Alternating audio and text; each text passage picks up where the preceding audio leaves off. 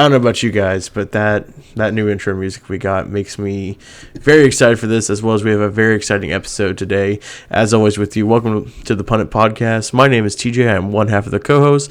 My other co-host is Chris, and he will now let himself introduce himself. How's it going, guys? We got some good stuff today. Got some big news to address here. Yeah, so I guess we'll just talk about kind of a show preview, and then we'll just jump right into the news because, like Chris said, there is quite a bit. Like I said, today is the NFC North preview minus the Packers. We are doing the Packers and the Dolphins on their own separate episode later on down the road. So today will be the NFC North minus the Packers. Probably Chris's most hated division in all of sports with, good reason. Go Pack, go, baby. But we'll start off today with the news that broke yesterday. We were recording on a Tuesday, as always, of Dak Prescott getting his deal. Chris, you want to talk about that a little bit? Yeah, it's a 4-year deal, $160 million overall. 126 of that is guaranteed. You got a $66 million signing bonus.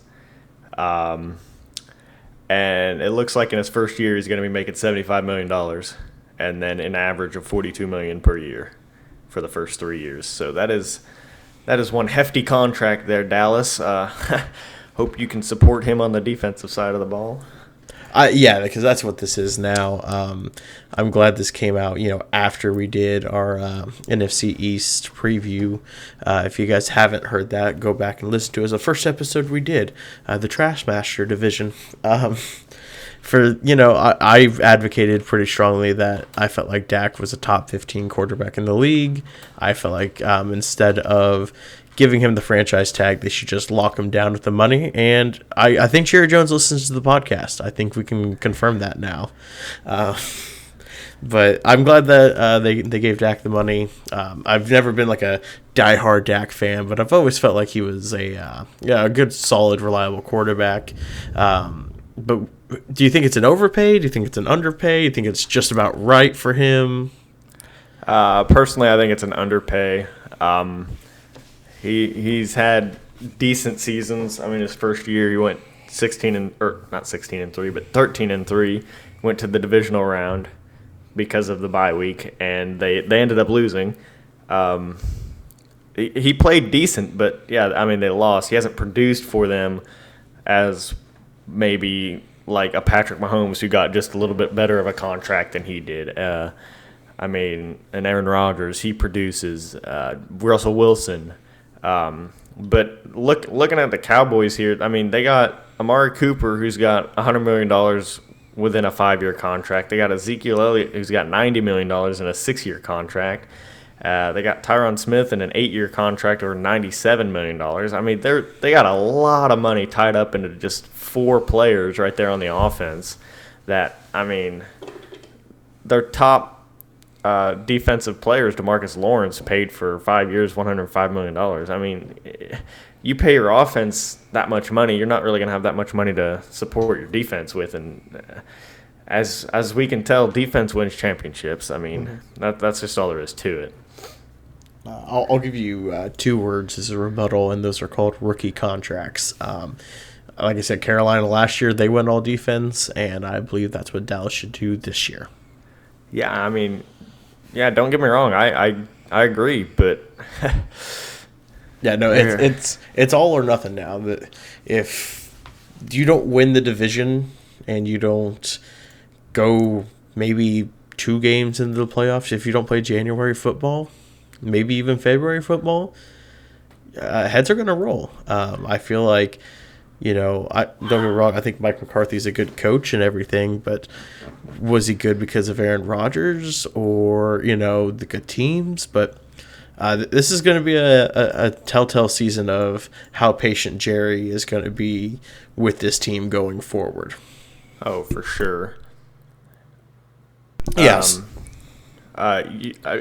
Essentially, it's just this team has got to produce now with the talent that they have. I mean, whether it be the coaching staff needs to get better or the players just need to produce better results.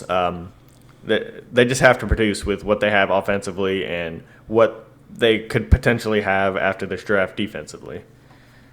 Yeah, I mean, you went out last year, you got wide receiver talent, you got more offensive line help and everything. So this is your defense year, and I think that's what they're probably going to do. I can't wait to start diving into like the mock drafts and everything. That's going to be some fun episodes to go over. We are recording this before the franchise tag deadline as well, so obviously we'll probably have more to talk about next week when we also do the division previews for the NFC West. But so far, it looks like Kenny Gallaudet isn't getting franchise tag. Would that be someone you kind of hope the Packers pick up? I wouldn't be disappointed if they picked them up. I think Kenny Gallaudet is a good receiver. I think he can be a great receiver with Aaron Rodgers throwing him the ball. No disrespect to Matt Stafford. He's a great quarterback, but it's just nobody really finds success in Detroit, it seems like. So, Funny enough, a team we're going to talk about today. I feel like Kenny Gallaudet, if he goes to a good team, he can be a number 1 or 2 receiver. Well, I mean, not necessarily a good team, but a team with a competent quarterback and that can throw him the ball. Yeah. I think he can be a really good receiver. I'm going to be very interested to see where he goes for sure. Oh yeah, it'll be. I know a few people are targeting. Green Bay he could go to. Maybe he goes back to L.A. and hooks up with Stafford out there. Maybe Miami was an option I saw from a few Miami beat writers. But speaking of Miami, actually, they made a trade yesterday. I actually I texted our mutual Titans friend that we had, and he's like, I'll actually read the text exchange here. So the trade was last year's first-round pick of the Tennessee Titans, Isaiah Wilson, for pretty much swapping his seventh-round picks. If you don't know who Isaiah Wilson is, he was a bit of a head case, as some people would say, last year. Kind of through some temperamental stuff, it was a whole ordeal. I'm not sure whether that's a Tennessee culture or maybe that was just him. But I texted our friend. I was like, that's a surprising trade. He said, he's a pain in the ass, good riddance. I said, I'm hoping Coach Flo will kind of whip him into shape. He goes, yeah, we'll see. I think he just wanted to get paid and then quit. Wouldn't shock me if he turns it around, but I doubt this dude has issues. To which I responded, I just hope he turns it around.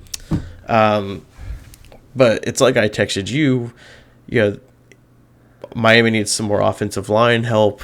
If this works, this is one of those things that you look back at and go, this is what set them on the right path. Getting this deal, first round offensive line talent is hard to evaluate, So maybe going to, Coach Flo is a very, you're going to do this or you're not going to play type person. So it's a good gamble. I like it for a Miami perspective because, hey, if it shores up our offensive line and it protects Tua, go for it.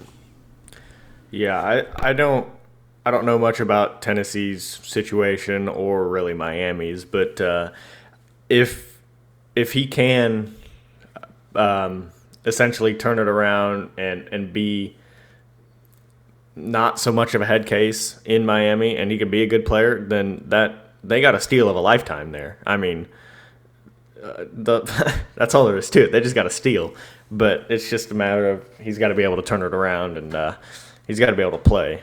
So, only time will tell really about how he performs and what this deal ends up being. But as of right now, I think Miami is the true winner because they only had to give up a 7th-round pick, and those are essentially worth nothing. And he was the 29th overall selection last year.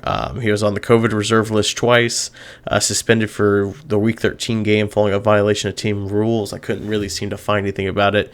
He's also been arrested for a DUI, which isn't good. And he said he posted something about how he might give up football. And that's when Tennessee started sending him in a trade. So who knows? Maybe going down somewhere would be a good change. Change of scenery is always good. Miami. He went to Georgia, so he's probably familiar with like the Florida, Miami area. He's from New York, so maybe a bigger town feel is what he needs. I mean, Nashville. I love Nashville as a city; it's a great city, but Miami's probably a bigger, town. Yeah, I mean, there's been people in the NFL that have moved from one team to another and have actually performed much better due to the change of scenery. So, it could happen. But yeah, like I said, it's kind of a thing where we're going to need time to be able to see who really won this trade. Yeah, I'm not going to hold my breath. Like I said, it's literally you're swapping seventh. You're not even giving up a 7th-round pick. You're literally just going, hey, for some reason, Tennessee, we're going to swap with you. I don't know if Tennessee has the earlier pick or if they have the later pick, but I mean, it's a wash. They didn't finish that far apart from each other. Actually, I guess Miami would have the earlier pick. They didn't make the playoffs. Right. So, yeah. But I mean, it's probably 5 picks difference for a 7th-round pick. I mean, it could be. Even if this guy plays this season and next season, it's a win in Miami's book. Probably, yeah. I mean, usually in rare occasions you don't get much out of your 7th-round draft picks, anyways. Especially if he starts. If he's a starter over like Eric Flowers, then yeah, that's a win. That's a massive win for Miami. Yep, yep. Time will tell. We'll have to just see what happens. Chris, is there any other news right now that you want to kind of go over before we jump into the NFC North? It's going to be a shorter episode since we're eliminating the top team of the NFC North, but I'm sure you've got some strong feelings about each team, and we could take a little more time and dive in deep on the Bears, the Vikings, and the Lions. Yeah, I got a little bit of extra news here. The Las Vegas Raiders' Trent Brown is returning to New England on a one-year deal. That's kind of where he made his career. So yep. See what he can do back in New England. And again, another one of those guys that had problems moving away from a kind of, I don't want to call Bill Belichick an authoritarian figure, but he tends to get the most out of those players and keeps them in a straight line. So who knows? Maybe him going back, it'll be interesting to see what they do with him and who he's going to be protecting under center. Yeah, I think the question marks in New England as far as quarterback are still very, very large. But do they have the details of what New England gave up for that? I hadn't read too much into that yet.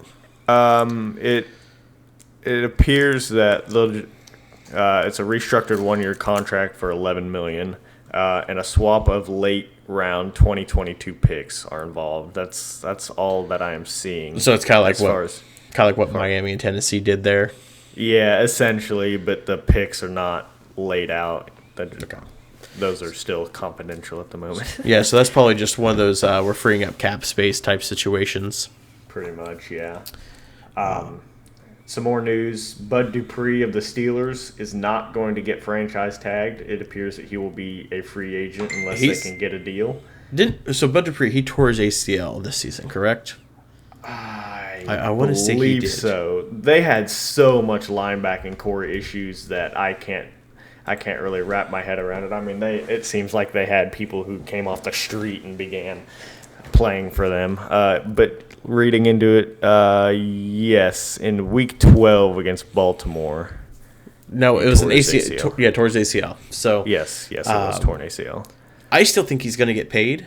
I know that's kind of, I mean, a torn ACL is a hard injury to come back from, but Bud Dupree is a solid linebacker. He's one of those. He's your 3-down back. He can pass rush. He's a good run defender. Can do good in coverage. He's a Swiss Army knife of a linebacker there. Yeah, I agree. I think he's a good player, but we'll have to see where he goes and what kind of impact he can make on the team that he goes to. And then Hunter Henry will not be tagged by the Los Angeles Chargers, which actually comes as kind of a surprise to me. I thought Hunter Henry was kind of emerging. He was slowly but surely getting better. But apparently the Chargers did not think so he's going to attempt to take his talents elsewhere. Yeah, and there's always a chance that they re-sign with these teams later on down the road. I saw one rumor floating around a Discord page I'm in, and I wanted to get your opinion on it because it directs to the NFC North as well as it directs towards your Packers. I know we're not talking about the Packers today, but the talks of one of the Smiths being cut, I believe it was Preston Smith potentially being cut. I heard about that, but I think that was some fake news. I don't believe he's getting cut. I'm not necessarily sure why he would get cut. He's performed not great, not as great as Za'Darius, but he's performed well, and he's done good things for that defense. I mean, I can recall some moments throughout this past season where he maybe wasn't doing necessarily exactly what he was supposed to within following assignments and stuff like that. But that happens to everybody. I mean, I don't think they'll cut him, but if they do, I mean, they're probably doing it to free up some cap space, and I wouldn't be too overly upset. I mean, yes, he was productive, but maybe not as productive as he could have been. Another big thing I saw is that the Packers front office was very impressed with Rashawn Gary and what he did.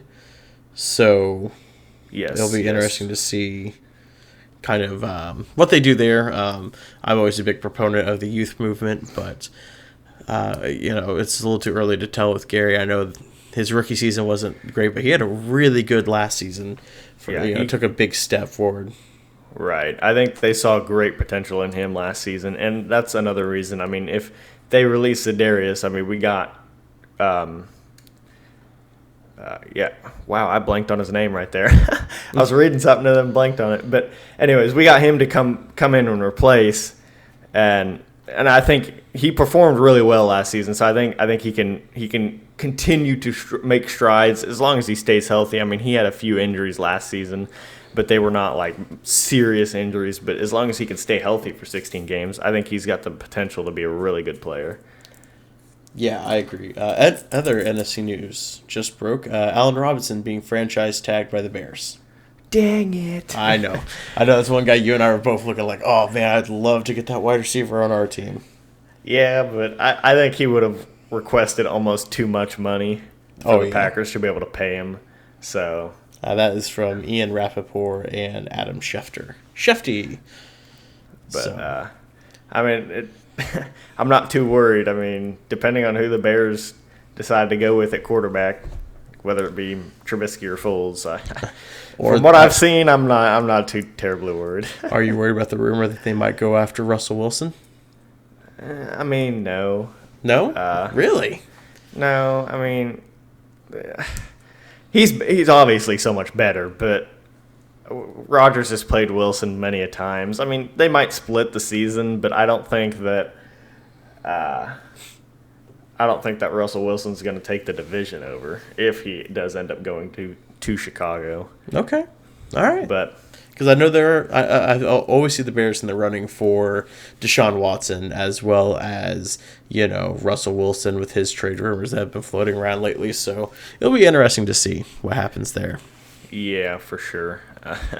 But, I mean, yeah, it'll be interesting. And if the Bears do get good for once, congratulations. But we'll just have to see.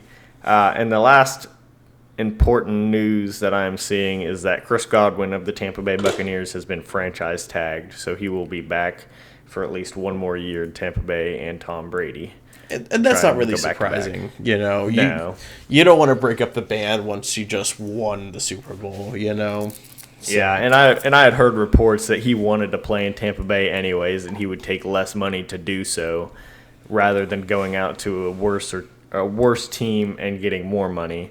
So yeah, the franchise tag. I mean, I guess it was a little bit of a surprise for me because I thought they would have got a contract deal done, considering he had said he wanted less money to play in Tampa, But yeah, I mean, that team is going to be good as long as Tom Brady's at the quarterback position. And I mean, I tell you what, when a guy comes out and says, I want to take less money to stay with this team, that's a character type of guy that I want. Like, I know they say everyone overvalues character and quality of people, but those are the type of people you want on your team to establish a culture like that. That's how New England was for years. You saw Brady take those pay cuts to, get the extra depth that built championships. So those are the type of quality characters that I want on a football team.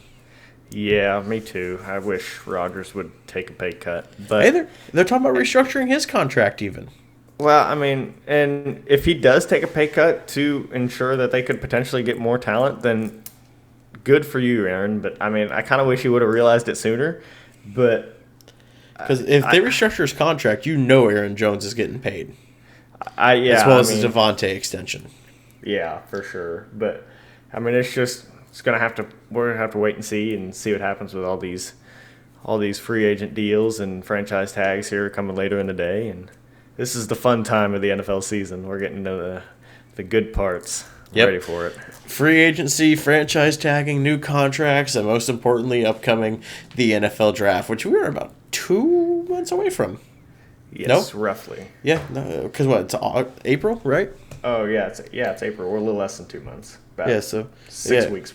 Hell yeah. I love draft. Anything draft, NHL. I'm not a big NBA guy, but even I watch the NBA draft.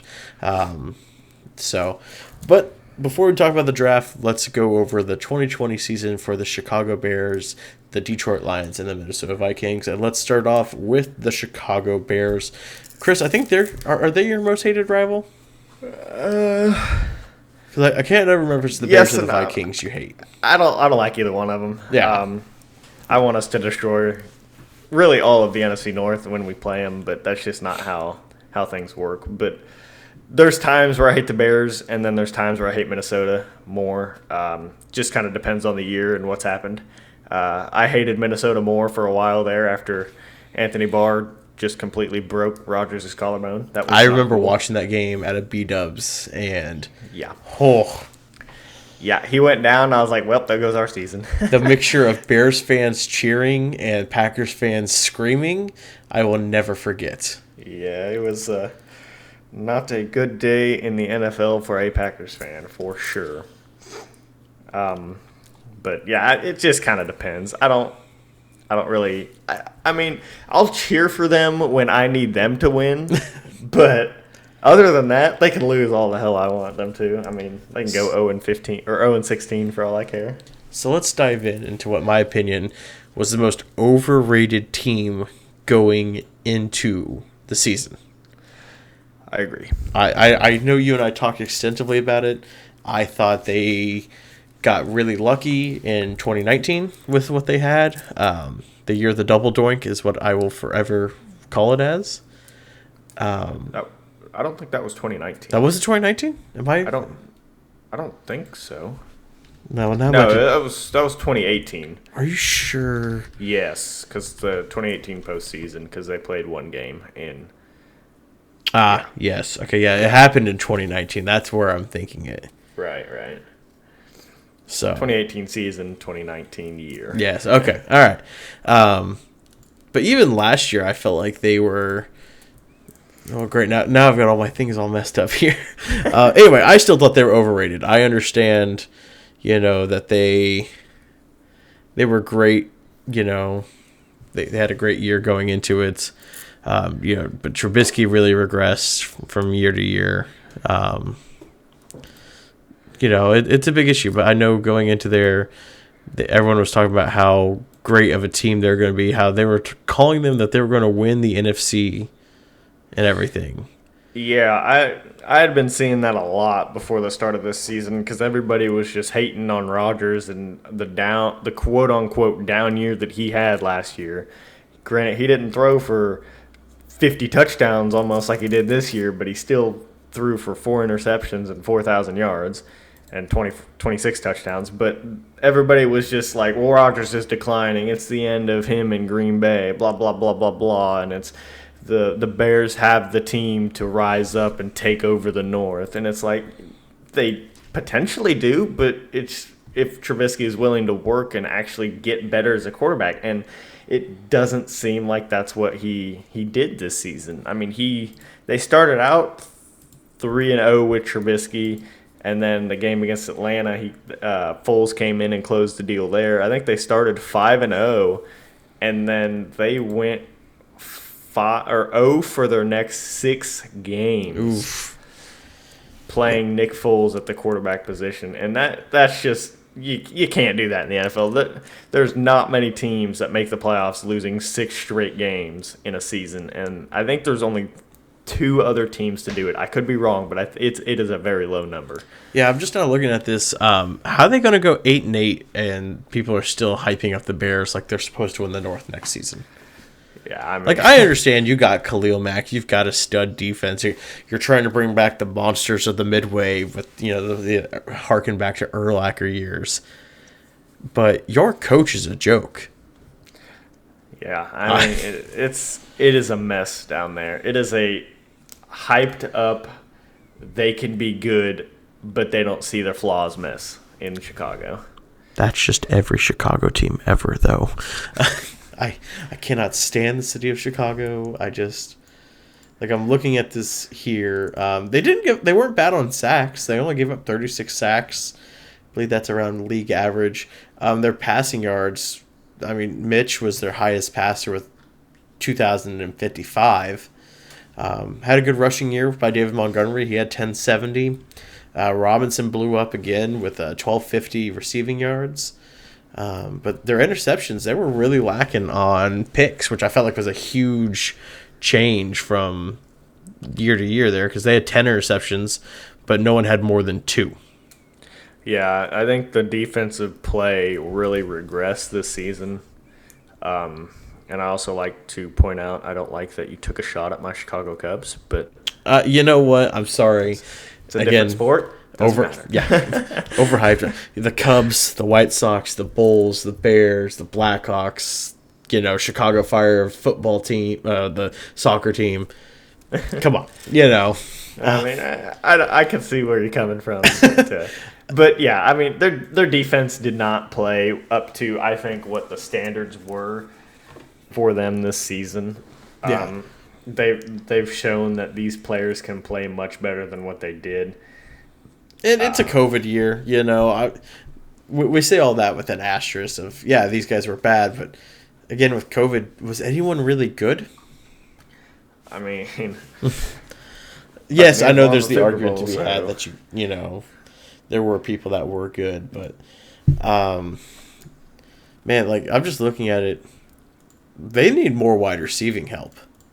I didn't realize the big difference from wide receiver to wide receiver. You had Allen Robinson with 1,250, but then your next highest was Darnell Mooney with 631. And he emerged. He emerged towards the end of the season as a good deep threat and kind of screen pass receiver. He's got the speed. He can make people miss.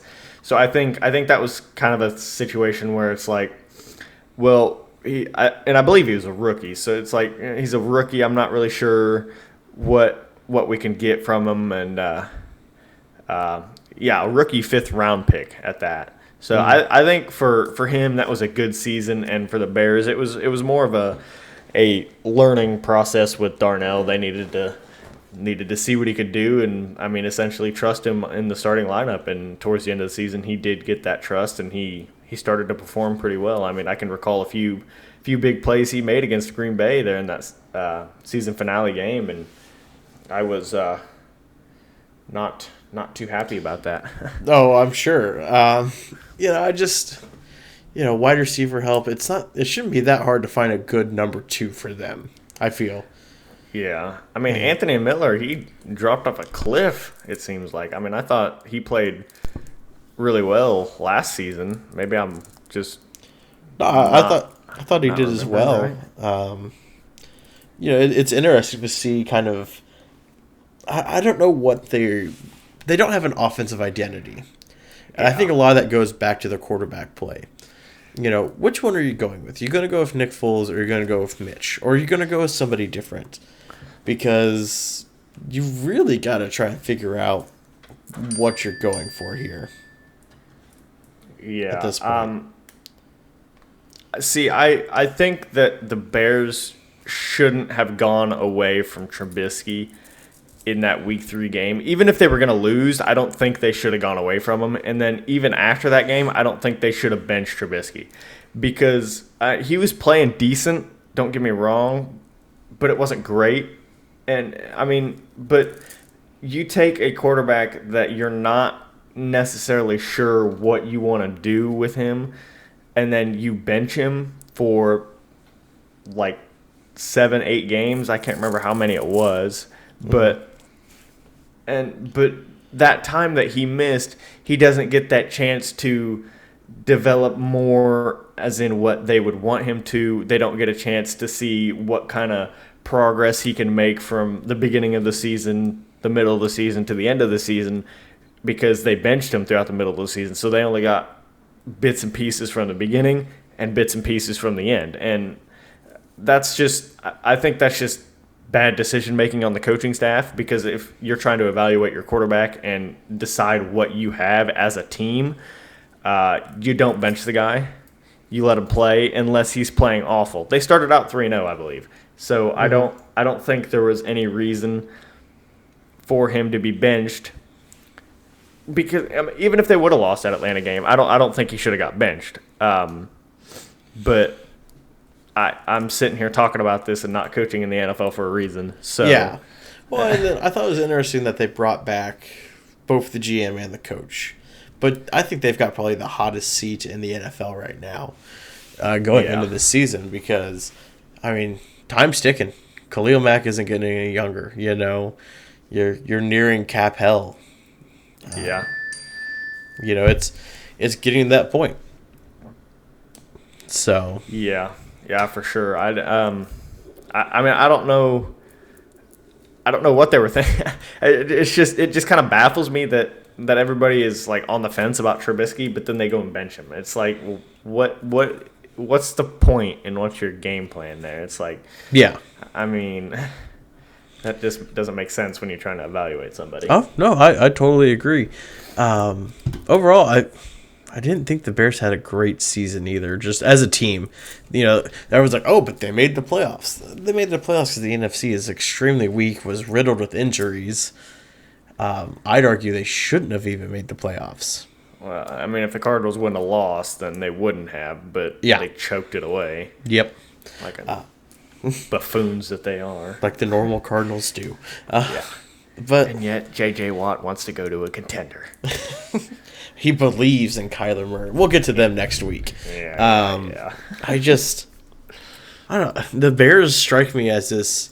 They're going to be spinning in mediocrity, and a lot of that is because you traded for Khalil Mack. Yeah, he made a difference on your team, but I mean, you gave up so much for him, which is astonishing.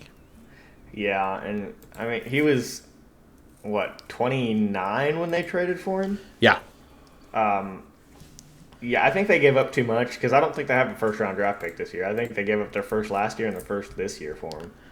But just kind of doing a quick check. They do have the first-round pick this year. They do? Okay. Yes. It is 20th overall. Okay. Yeah, so. But yeah, I agree. Other than...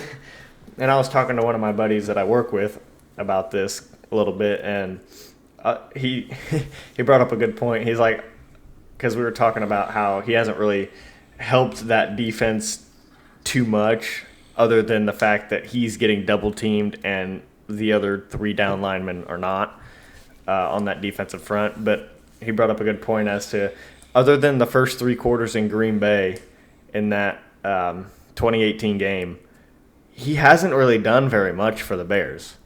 I mean, he had a great first three quarters against the Packers. Almost too good that I didn't want to see him again. But well, I'm just looking at a stat line from last year. He had 29 solo tackles. He had 50 total tackles, 9 sacks. He sacked people for 64 yards, 15 tackles for losses. He had a pick, 3 pass deflections, and 3 forced fumbles, and 2 of them were recovered. I mean, that's pretty good.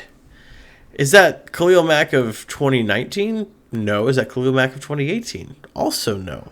No. But, I'm looking at, but, I mean, again, 16 games played. He had 40 solo, 47 totals, 8.5 sacks for 80 sack yards, 13 tackles for losses, 4 pass deflections with no interceptions. I mean, he's consistent, but it's like we said, it's also hard for him to do that. Now, yeah, he had a huge step off from 2018 where in 14 games played, he had 47 tackles, 37 of them were by himself with 12.5 sacks with 4 pass deflections and an interception.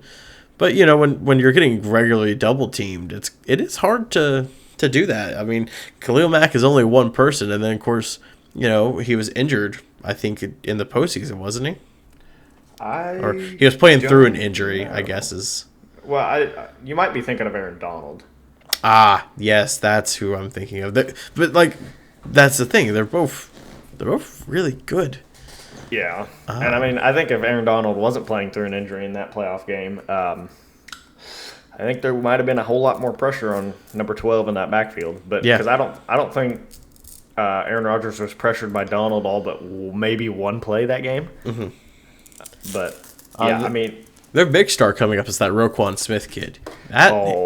He's a stud, man. Yeah, that dude's a beast. He's a really good linebacker, and let Green Bay.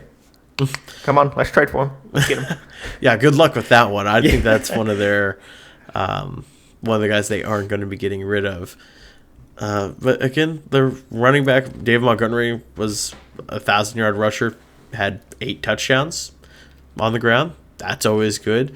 I felt like they kind of, once you double coverage Allen Robinson and then you stack the box against David Montgomery, I'm not sure what this Bears offense could have done. Well, the answer to that is really nothing. Because of the inconsistent quarterback play. I mean, Trubisky can be great one week, like a top 5 quarterback, great, and then the next week he could be like a bottom 30 or quarterback. I mean, it's just the inconsistency from the quarterback play makes for inconsistency from the offense, makes for inconsistency on the defense, because it's like, what do we have to do to keep our offense in the game? I mean, if they're putting up 30, 40 points a game, they don't necessarily have to do a whole lot. They just have to keep them under like 25, 30 points. But if they're putting up 10 points, 13 points a game, they're like, well, the defense has got to hold them to 3 points, 7 points a game. And it's like in today's NFL, that's almost impossible with how high-powered most of the NFL offenses are. Yeah. And just I'm looking at their, who they could have gotten in the previous drafts, and then I read something that's a really damning statement because I feel like this could have helped them overall. The Bears returned to the first round after a 2-year absence, courtesy of trading away first-round picks for Khalil Mack in 2018. Their first rounders in 2015 through 2018 were all top 10 picks, but only 2 of them remained with the team, and that's Mitchell Trubisky and Roquan Smith. That's not good. No, it is not. So clearly there's an issue with the scouting team or the GM, and he's still coming back, which I'm sure as a Packers fans rejoice. I mean, at least they didn't take a quarterback in the first round when they got a top 3 quarterback in their starting lineup. But that's besides the point. I'm not mad about that. You and I both have differing opinions on that, and it's comical how far apart we are on that.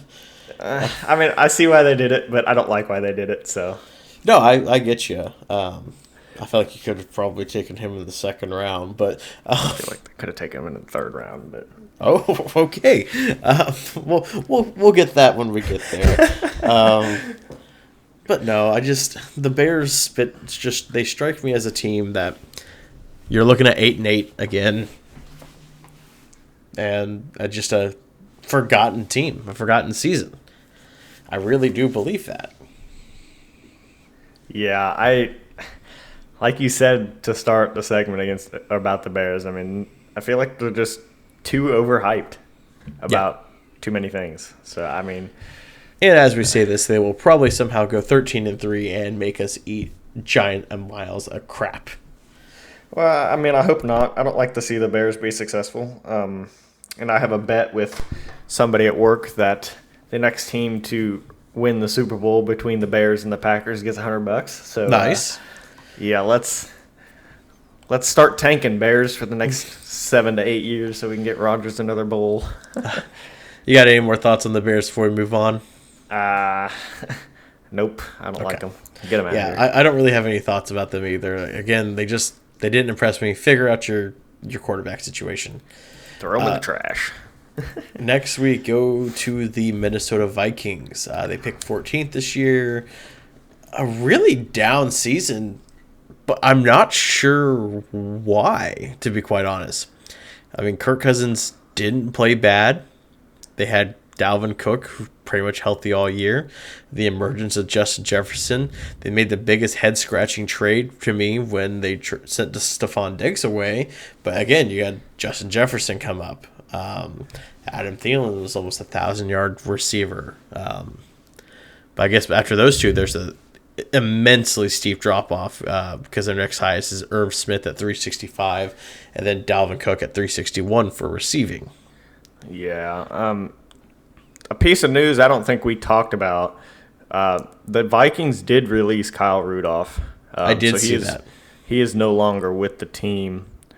I think the trade between Stephon Diggs and the Vikings, I think that was more of Stephon Diggs. He didn't want to stay in Minnesota. He wanted to go elsewhere.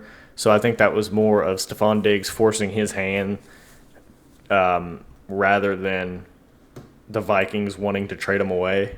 Because, I mean, you see what Stephon did this season in Buffalo. I don't think if he was going to be able to produce that much, you would have wanted to trade him away.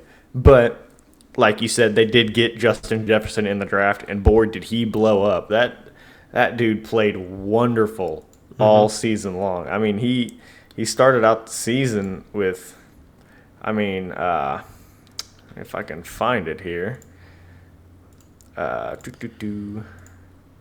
While you look, I'll just kind of filibuster here by saying I dropped Justin Jefferson and fantasy here.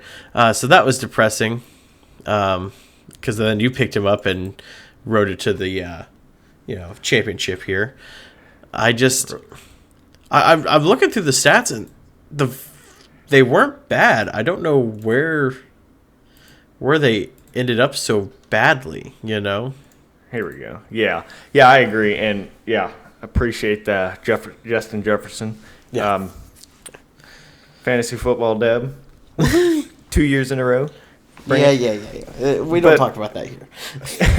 But yeah, I mean, Justin Jefferson, he started out the season with 100. I'm confused. This looks all messed up on my screen. I remember he didn't have the greatest start.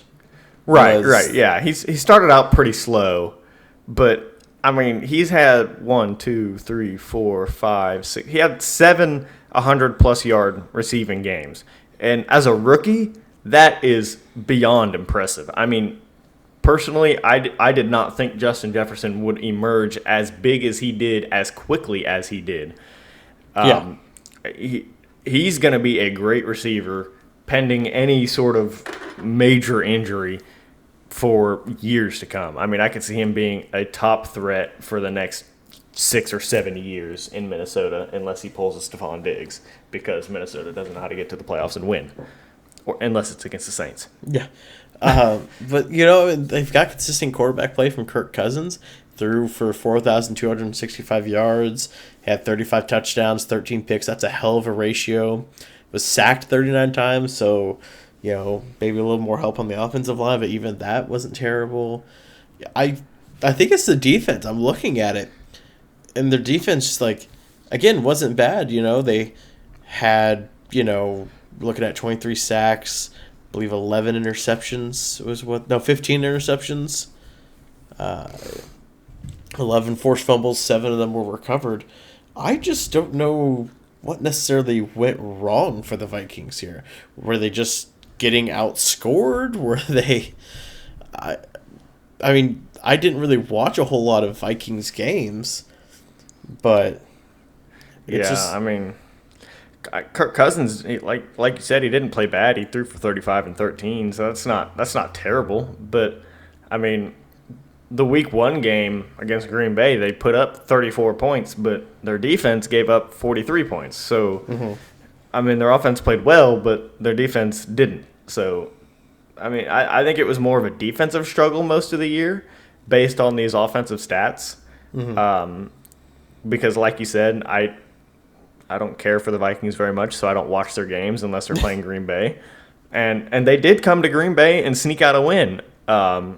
later on in the season. And I think now I could be wrong. Don't quote me on this, but the main reason for that is probably because of like the 25-mile-an-hour winds, and if you threw the ball, it wasn't going to end up where you threw the ball to. So they had to run the ball all game. Yeah, I mean, if you got a Dalvin Cook and you can just run the ball, I mean, you can win a game.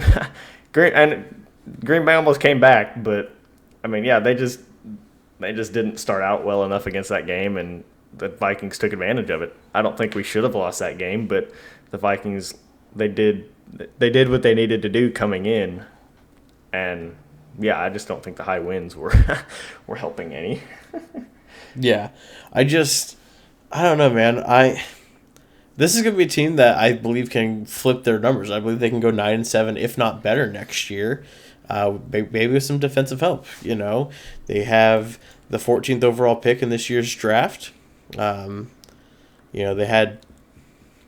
I mean, you're looking at their old guard is still there.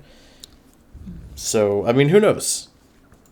Yeah, I mean, I always am not very enthusiastic when we have to play the Vikings. The only thing that kind of assures me a little bit of confidence is Kirk Cousins is still at quarterback. So I know he's not the greatest. And don't get me wrong, he's a good quarterback, but absolutely. He's more of a middle of the barrel. He's a game manager. You won't pick him if there's somebody better. But I mean, he can be good and he can be bad. So, and I think that he'll be bad when he plays us. So that's what gives me the confidence boost.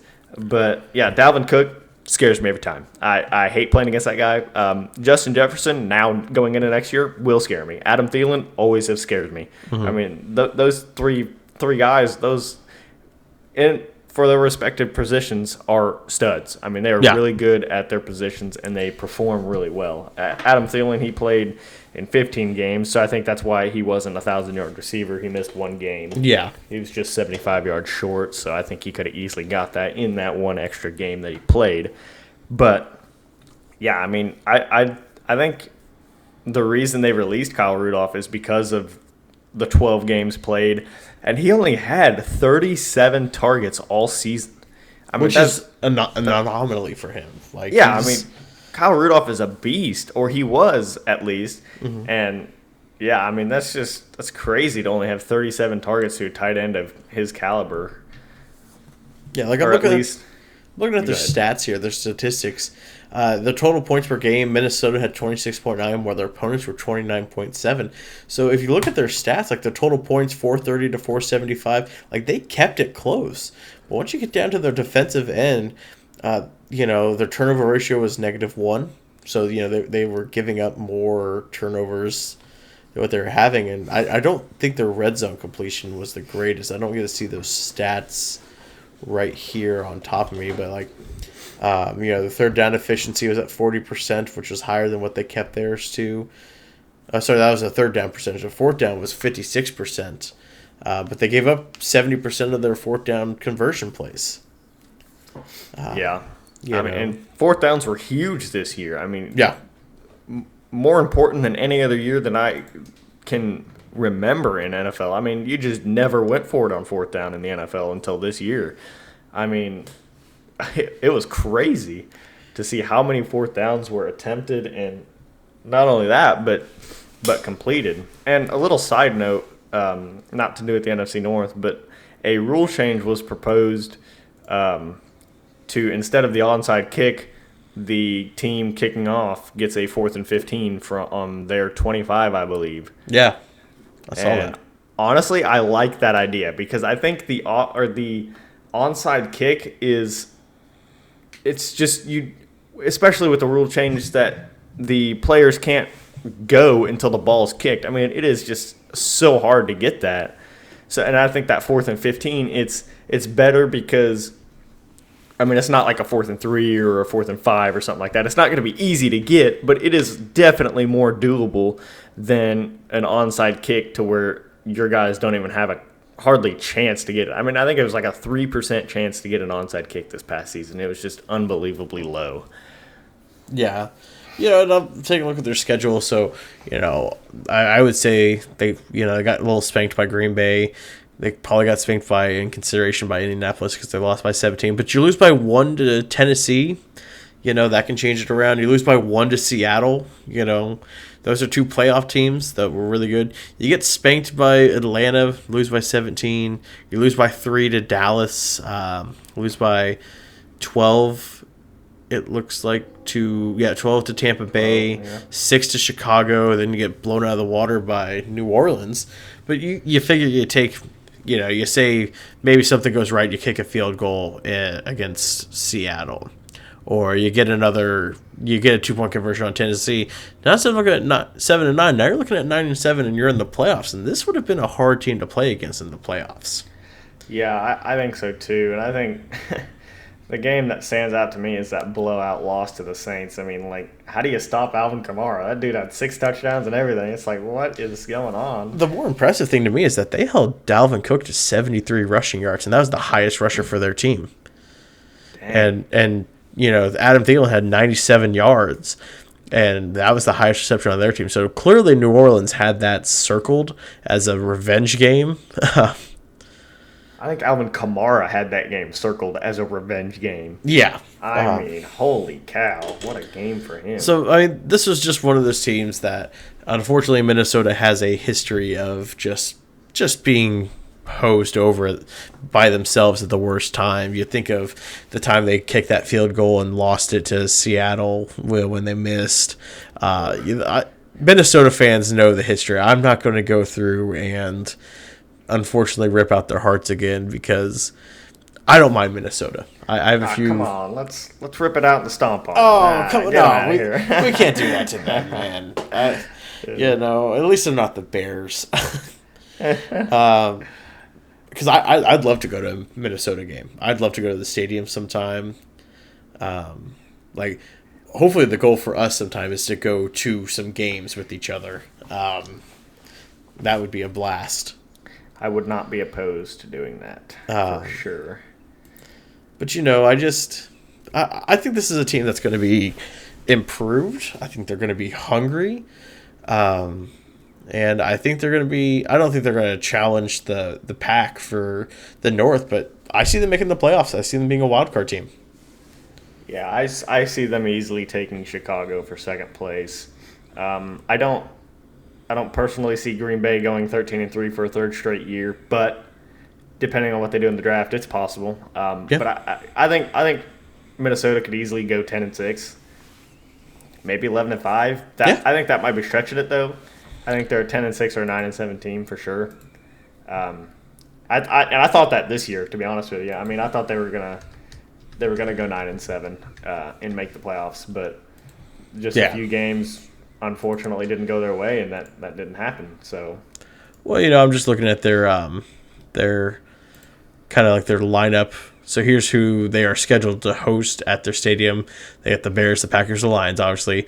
Then they also face the Steelers, the Browns, the Rams, the Seahawks, the Cowboys. That's pretty hard, but you know what? Home field advantage. Maybe they have fans in there. And then they're scheduled to visit the Bears, Packers, and Lions again. But then their away schedule is easy with the Bengals. The Ravens are going to be a hard one. The 49ers, the Cardinals, and the Panthers. See, I think I don't have that on my screen, but I just pulled it up off the Vikings webpage. Oh, did you? Yeah. Okay. I think that there's quite a bit of potential there, but one game that really stands out to me that's an away game that'll be hard for them is the 49ers. I think once they finally get healthy again, they are not playing people off the street and second stringers, and they definitely won the injury bowl last year. For sure. But I think San Francisco can easily be right back into the playoff mix and make a run at Tampa Bay and Green Bay for the NFC title. It'll be an interesting preview next week because that's going to be a murderer's row of a division next year. Yeah. I think that's probably, in my opinion, going to be the best division in the NFC, just because of how much talent and firepower they have, not just only on the offensive side, but on the defensive side of the ball. And really all four of those teams in that division. They all could win the division, I personally, but it's just with the Vikings. I think it's more of a situational thing. They play good enough most of the time to keep them in the game, but then it seems like at the end of the game they make one crucial mistake and they can't get that extra 1 to 2 to 3 points to win the game that they need. Like they can't convert on a crucial fourth down, or they maybe miss the field goal. There's a lot of factors, but and like we said, I haven't played, or I didn't watch very much Vikings football. Mm-hmm. But I mean, looking at these scores, there's easily 3 games right here that they could have won. Yeah. With just maybe not making a mistake. No, 4 games. I'm sorry, I didn't see Seattle game. Mm-hmm. So I mean, they could have easily gone 11-5, and not 7-9. I mean, but that's just how the NFL works. I mean, you gotta be flawless for 4 quarters. Exactly, and I think that's the bigger part of it. I think they're gonna be a little more prepared. I like their coach up there, so we'll just kind of see. And, I truly think this is going to be a playoff team this year. I think they're going to be a hard team to play against. That all considering if Dalvin Cook stays healthy, which last year he showed he could for the most part. But the previous years kind of leave a question mark in the air on that. Yeah, that's true. I mean, I think Dalvin Cook, after he showed it this year, I mean, as long as he takes care of himself, I think he could stay healthy. I don't see any problem with that at all. But we'll have to see what they're able to do next season. And see if they can dethrone the Packers. Any last thoughts on the Vikes before we move on to Detroit? Not really, no. Okay. So the Lions already making big changes. They probably are going to make the most changes this year. Already fired their coach, got a new coach in Dan Campbell. I think the firing of Matt Patricia is the biggest thing they could have done for this organization. Now, unfortunately, they got Dan Campbell, who I remember from the time when he was in Miami, and he wasn't that good. So maybe he's improved. He went down to New Orleans there for a while. But the other big thing is they traded Matthew Stafford for Jared Goff, and they got picks for it. Yeah, I think that trade was interesting to say the least. I think it was time for both. I think Goff needed a new scene. I think Stafford needed a new scene, and I think it'll be interesting. I think Detroit will be. You're gonna hear this and probably laugh at me, but they've got the 7th overall pick. I don't think they go quarterback here. I think they go either offensive line or defense, maybe even running back, because they need that. But I see Detroit not being dead last in this division this year. Think it's the Bears? I do. I think, and I'll even go as further. I think Detroit scratches for second. Think so. Think they make it within a game or two of second place? Within 2 games, for sure. I really do. I look at it, they need to get a running back somewhere because Adrian Peterson can't be your best rusher with 604 yards. On 3.9 average yards per carry. That's, it's kind of... But, I like Jared Goff. I think he's a good quarterback. I think his question-making decisions is bad, but you've got good wide receivers. I think T.J. Hawkinson's a stud. I believe Marvin Jones Jr. is a good guy. Maybe they go another wide receiver in this draft since they aren't keeping Gallaudet around. Yeah, I think that's what they're going to need to do. Kenny, he played 5 games. He had 338 receiving yards. That's almost more than their 4th string receiver who played 13 games. So, personally, I think that Matthew Stafford is going to have a lot more success than what Jared Goff was having out in LA. And I think Jared Goff is going to struggle in Detroit, at least for another year. I think Matthew Stafford takes the Rams to the playoffs next year. And I say that because there's just so much talent on that Los Angeles Rams team.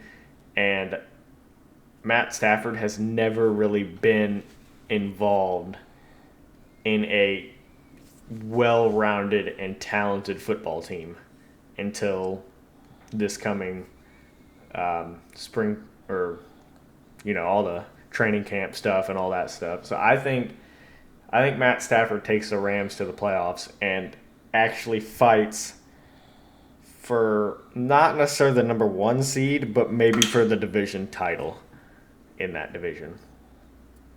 Yeah, I don't know. Maybe I got a soft spot for Detroit sports. Boo, Red Wings. No, don't even. Okay, I'm suffering as much as it is. Okay.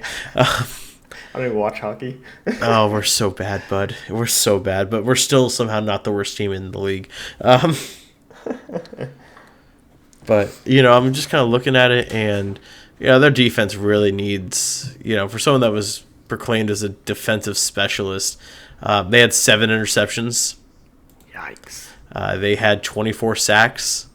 They gave up 42 sacks. They need some work on just about everywhere, but they're a young team. And I never, you never overlook what the change of a coach can do, what, maybe a fresh mindset can do. Yeah, I mean, I hate to keep going back to Green Bay, but Matt LaFleur walked into Green Bay and he's like, we're going to have a winning season. I mean, I don't care what anybody says about us. We're going to win. Yeah. And, I mean, they made it to the NFC Championship game and kind of got embarrassed, but they made it to the NFC Championship game. And not only did they do that, he backed it up and did it again. And lost, but still. Yeah. I mean, it's amazing, like I said, Dan Campbell has that, you keep knocking us down, we're going to get back up. That's going to make him, I think, a favorite in Detroit as a coach. But I think the thing is, it'll be a question on how does he do better with scheming? How does he do on just a few other issues? I think the addition of Jared Goff, I think, again, he's going to be one of those guys that's going to benefit from a change of scenery and go from there. He won't have the pressure of L.A. on him. Yeah. I mean, I think he'll perform decent, but to me, I just don't see Jared Goff performing any better than what Matthew Stafford was able to do this past season in Detroit. I mean, because essentially I see them as almost the same caliber type quarterback, but I think Matt Stafford is just a little bit better than Jared Goff as of right now, personally. I think I would agree with that. But I think it was a good move by the Lions because, you had Stafford for years, but Stafford's not getting any younger, so now you can have Goff for years. And I think they're going to try and go around the idea of you don't need a top-tier elite quarterback to do it. I mean, like I said, they need more offensive help, especially at the running back. I don't know what Detroit has against running backs. Maybe it's just the Sanders curse. But, man, they haven't had good running back help in what seems like forever. Yeah, I don't see. See, my thing is, it's like Detroit is the place where players go to either have their careers die or they get drafted there and they just don't. They may be good, but there's nothing made out of their careers because they can't put together a full team, no matter if they have a Barry Sanders or a Calvin Johnson or a Matthew Stafford. I mean, they just can't put it all together, and for whatever reason, it just feels like Detroit is a place where careers die or dreams are crushed. For for getting into the playoffs and stuff like that. So I mean, your dog should not like that take again. I know. I mean, they've been very adamant about your takes when it comes to last place teams. They just want to get involved in this podcast, I guess. I think so. I think they'd be great third and fourth hosts. But I thought the drafting of Jeff Okudah, I thought that was a great draft pick last year. I know everyone questioned the TJ Hawkinson pick a few years ago, but he's turning out to be a pretty good pick. Were there better options out there? More than likely, yeah. But I think the big thing is changing the culture away from what Matt Patricia wanted, and you need to get your coach and your GM on the same page, and they're going to be a team to watch. Whether they go, all right, let's just see what we can do. Maybe they're ones that if Green Bay doesn't go for Aaron Jones, maybe they make a big run for Aaron Jones. I don't see why Green Bay would not franchise tag him at least. Well, we'll find out in about 2 hours. Yeah. I'm sure you're sweating that. Yeah. I mean, if they don't and they can re-sign him, great. But if they don't and they let him walk, you guys are done. That's just all I have to say. But I guess Chase Daniel's name was being thrown around in trade offers, apparently. That was surprising to me. But I think the big thing here is what they do with the 7th overall pick. Yeah. I think they need to get. See, I don't know. I think they need receiver help, but I also think they need defensive help. So, I mean, it's just what do they think they need more to help Jared Goff? I feel like they go for Jalen Waddle with the 7th overall pick, or maybe like a Jamar Chase, or if somehow he's still there, a Devontae Smith. Hey, I want one of those guys. Well, unfortunately, you may not get one of those guys.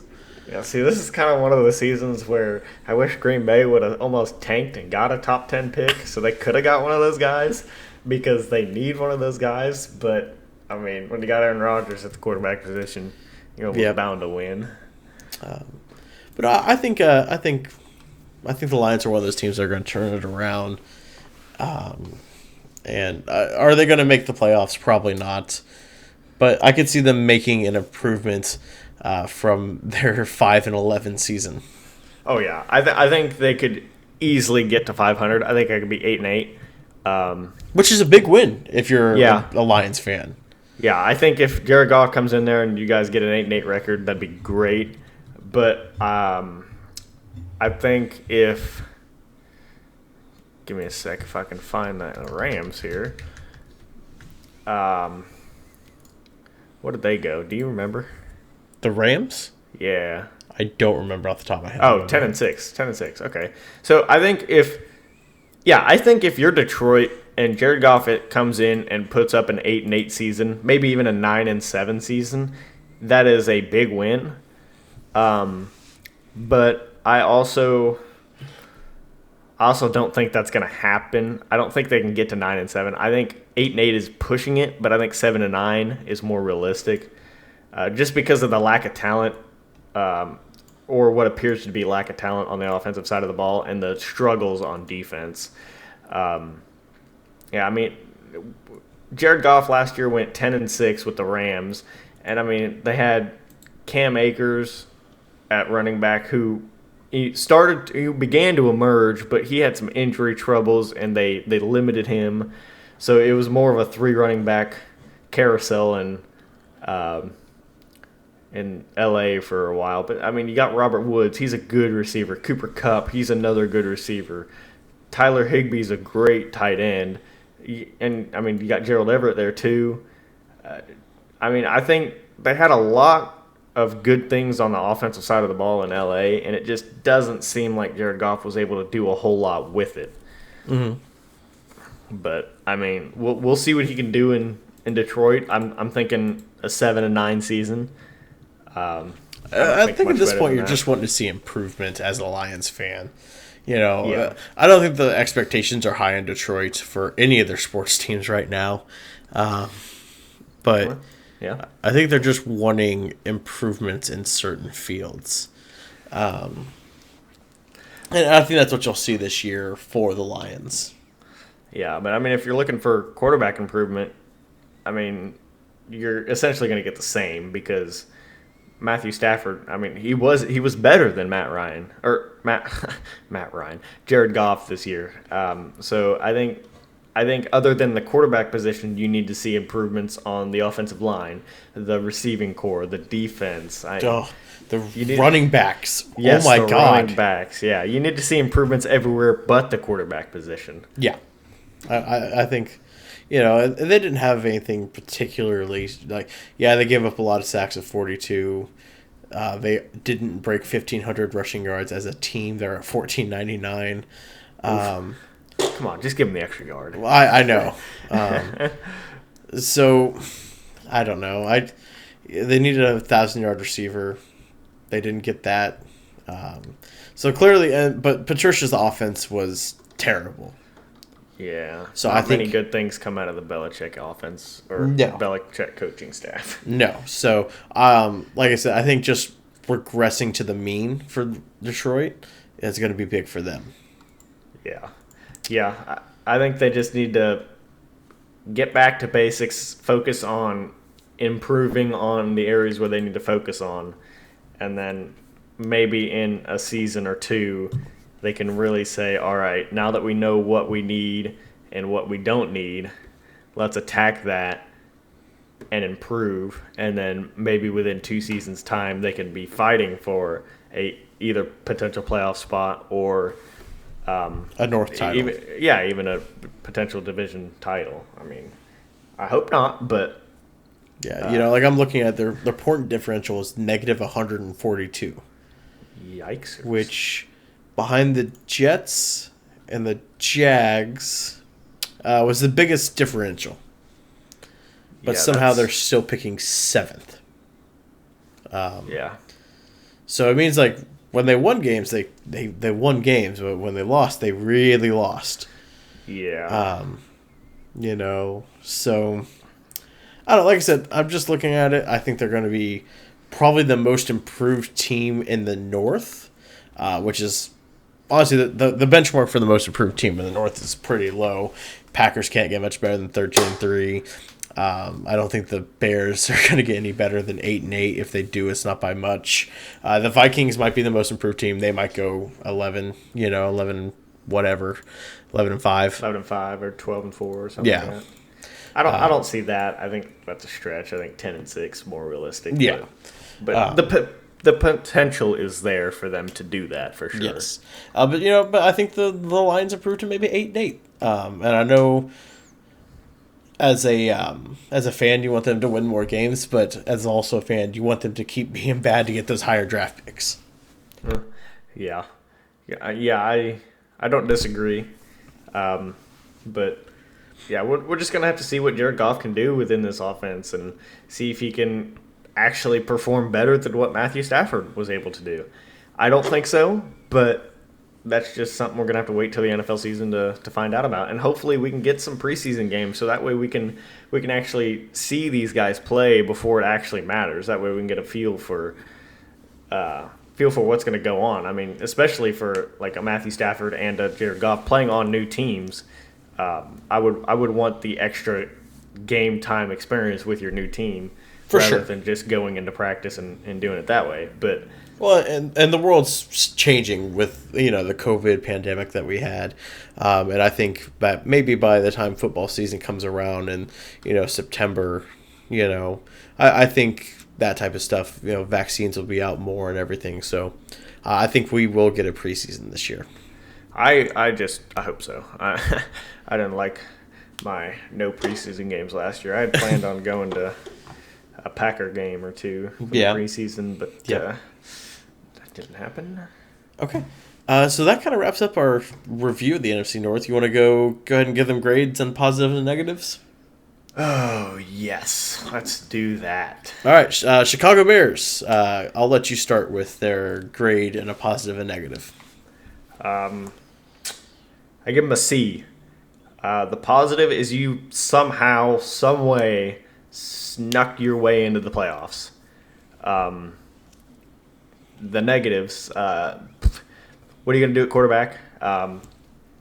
What are you going to do really offensively, and like you need to just play better. I mean, you go into the playoffs and you put up 7 points against a team you went to overtime with in the regular season. It's like you didn't make the required adjustments to play better football in that game. So I think they need to focus on deciding who they're going to stick with at quarterback, and when they make that decision, they need to stick. They can't just bench him, like they can't just bench Trubisky for Nick Foles, or they can't just go to Nick Foles and then bench him for Trubisky whenever he starts playing bad. I mean, that's not good for the psyche of a quarterback himself. That's not good for the psyche of the offense as a whole and as a team as a whole. I mean, it throws the whole dynamic off. So I think they just need to focus on who they're going to stick with and stick with who they decide and see what that takes them next season. Yeah, I agree. I truly don't think I could have said it better. I agree with the C grade. I agree with the positive being, it's just, you took the words exactly out of my mouth, and I don't want to go through an entire repeat session of exactly what you just said. So thank you for making me speak less about Chicago than what I have to. You're welcome. So next, I guess I'll start off with Minnesota this time. Their positives, obviously, the emergence of Justin Jefferson and a fairly healthy Dalvin Cook. I think that's a big positive for them. Their negative was the defense. And after Justin Jefferson, what happened to the receiving core? Besides Jefferson and Adam Thielen, what happened? And for an overall grade, I think I give them a C as well. I don't think they weren't any worse than Chicago, in my opinion. They just had less luck, I feel.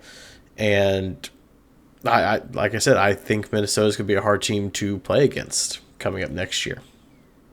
Yeah, I agree. I'm going to give them a C as well. I think Justin Jefferson and Dalvin Cook being healthy were your bright spots. I think they need to potentially evaluate Kirk Cousins and maybe go away from him. And just because he's led him to the playoffs, I think maybe once or twice, but he hasn't done anything in those playoffs. And I think it's time for Minnesota to move on. I think it would help the organization perform better if they maybe if they went after a quarterback in this draft. Someone to sit behind and watch. Yeah, well, maybe that, but maybe even somebody to just compete for the job right off the bat.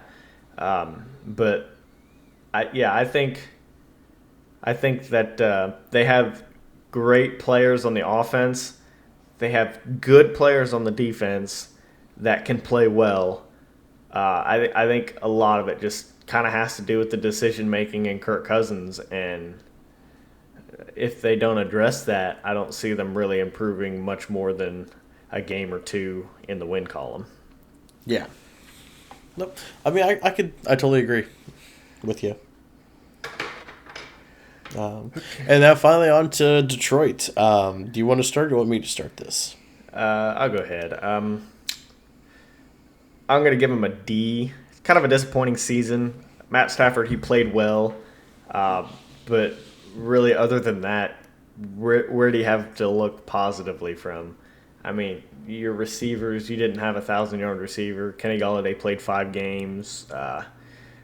T.J. Hawkinson, he kind of emerged a little bit more, so I guess that's a little bit of a bright spot for you. But your defense really didn't play well. Your running game isn't really where it should be or where it could be with Adrian Peterson being a role model in that backfield. I don't see a whole lot of positives going out of that season for them, but with the acquisition of Jared Goff and depending on what they can do in the draft, I could see them improving potentially 3 games in the win column, going 8-8 next year. But I think it's going to be another 2 to 3 years before they're really contending for playoff wins and or NFC North division titles. Mm-hmm. I agree with you. I think the Detroit D is what they get. Their positive is getting rid of Matt Patricia, but their negative is getting Dan Campbell.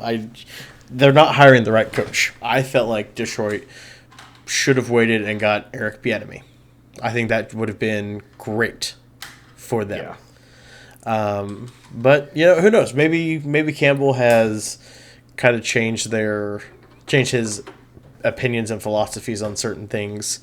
But yeah, that's really all I got for Detroit. You really need to get another running back at some point, please.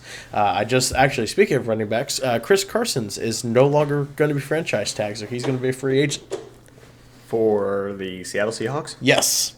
That's interesting because he's a pretty decent running back. I'm surprised they're not bringing him back.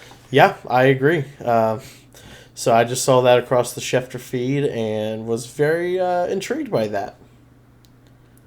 Yeah, that's actually kind of surprising. I didn't expect, and I mean I didn't really know that he was on his contract year, but I didn't expect him to not get re-signed because he's performed well as far as I'm concerned with Seattle. But hey, that's what happens in the NFL. No, absolutely. I agree. So, I mean, I think we should wrap up the NFC North in a pretty little bow there. Of course, we'll get to the Packs here in about 5 weeks, actually. Sounds good. So, can't wait to talk about them. Chris, is there anything else you want to say before we sign off here? Not too much. Just hope that these teams don't get too much better and give my Packers a run for their money. But appreciate everybody for listening and hope everybody has a good week. Yep, I agree. Thank you for listening. Tell your friends. And thank you for listening again. Just enjoy yourself. Peace.